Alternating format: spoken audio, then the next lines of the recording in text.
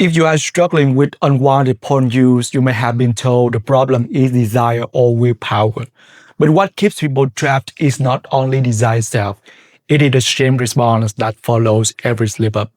And that shame is often carried by the younger part of you that was shamed years ago and never healed it. This is what today we're talking about inner child work. In the next 10 minutes, I will show you how inner child work helps you reconnect with that younger version of yourself who first learned shame, and how learning to care for that part of you changes everything. When you do this, porn loses its grip because you are no longer running away from pain. You are healing it. And if you want to go deeper, I created a free PDF called the Inner Child Healing Guide. Message me the word child. I send it right to your messenger. No email, no sign-ups required. Just the guide you can save and use every day. For those of you who don't know me, my name is Gamelo, and I coach Christians to quit porn for good and restore their connection to God and to themselves.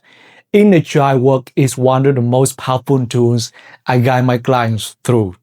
So if you ever wonder how to actually begin healing that younger part of you, let me guide you through the process.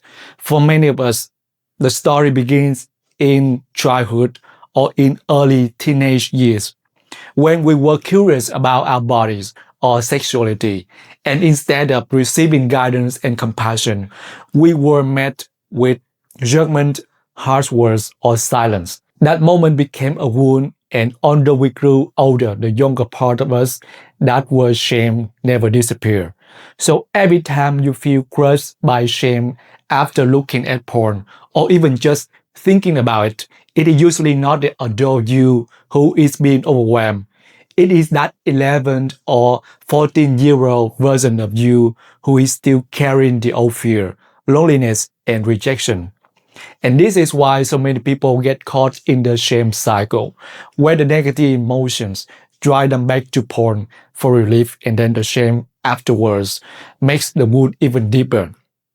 The way to break this cycle is not through more shame, not through beating yourself up, but the only way forward is reconnecting with the younger you who carries the wound and giving them the care, the love, and the protection they needed back then but never received. The first step in this process is learning to notice when shame arises and to pause long enough to ask yourself where you feel it in your body. Maybe it sits in your chest, in your stomach, or maybe it feels heavy in your throat. Once you notice it's in your body, you then ask yourself, if this feeling had an age, how old would I be? Do not overthink it. Usually a number or a memory will appear quite quickly. And that is the younger part of you who is surfacing. The second step is to create a sense of safety before you connect with that part of yourself. The easiest way to do this is to imagine a person, a pet, or even a spiritual presence who gave you unconditional warmth. Imagine how it felt to be with them, and let that warmth fill your chest. This safe and loving energy is the foundation for the work you are about to do. Now, you picture yourself as clearly as you can. You imagine what clothes they wore, what hobbies they loved, and how they carry themselves. If you have an old photo, hold it gently and look at it. As you hold that image in your mind, you begin by saying something simple but powerful like, I see you, I'm here with you, you are safe with me. After that, you allow yourself to name what really happened back then. You do not need to relive the entire memory, but you can acknowledge the story. Maybe you were caught looking at something sexual. Maybe you were yelled at or told you were dirty. Or maybe you felt completely alone. Then you speak the truth that was missing. Like, you did not deserve that harsh reaction. Your curiosity at that age was part of being human and growing. But it was never your fault that you weren't guided with love and truth. God's heart for you is compassion, not condemnation. This leads into the heart of the practice, which is reparenting conversation. You talk to yourself as a loving parent would. You can say, It makes sense that you felt so ashamed, but you are still lovable. You are worthy of kindness, and you are not broken. I'm here to protect you now, and I will not abandon you. Your feelings make sense to me, and you are safe with me. If sadness arises, let it arise. If anger comes, allow it. The goal is not to push feelings away, but to sit with that joy in compassion. You can then add a few slow breaths to regulate together. Place one hand on your chest and one on your belly and breathe slowly. As you do this, imagine you and your younger self breathing together. This calms your nervous system and helps the younger part of you feel safe. When you are ready, you can integrate this joy back into yourself.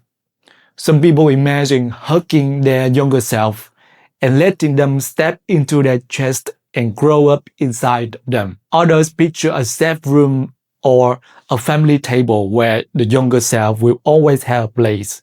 However you imagine it, you close with words like, "You belong with me. I will check in with you again tomorrow.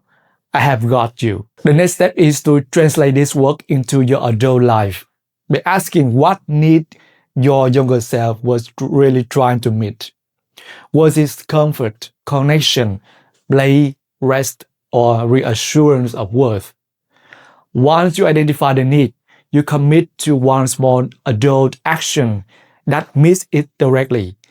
If your younger self needed comfort, you might wrap yourself in a blanket or call a safe friend.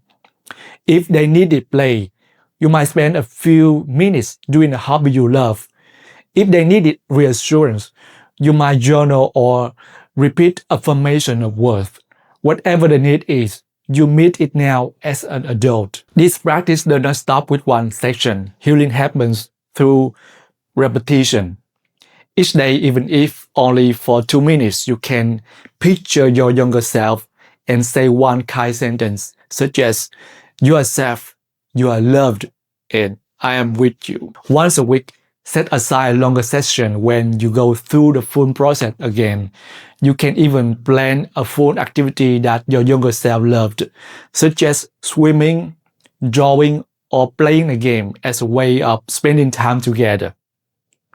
And when you slip up with porn, as all of us sometimes do, you can use this same approach. First, ground yourself with a few breaths, then talk to your younger self with compassion. "This hurts, but you are still lovable and I'm still with you." Finally, take one small constructive step, such as drinking water, stepping outside, or reaching out to a coach. This prevents shame from taking over and allows you to return to healing quickly. And even though I have been focusing here on porn-related shame, this very same practice can also be used for other wounds from your childhood. Maybe it was bullying, neglect, being told not to cry, or simply moments where you felt small and unseen. Any painful memory can leave behind a younger part of you that still longs for healing. Inner child work gives you a way to return to those moments with compassion and to change how they live inside you today. Remember this, porn is not the true problem, shame is. And shame cannot be healed with more shame. It can only be healed with compassion. And when you learn to love and care for your younger self, porn loses its grip because you are no longer running away from pain. You are actually healing it. So I invite you today to take just 10 minutes and talk to that younger version of you. Tell them you are safe, you are loved, I'm here with you. That is how real healing begins. The Inner Child Healing Guide will walk you step by step so you can practice this daily until it becomes natural. Just message me the word child and I send it to you.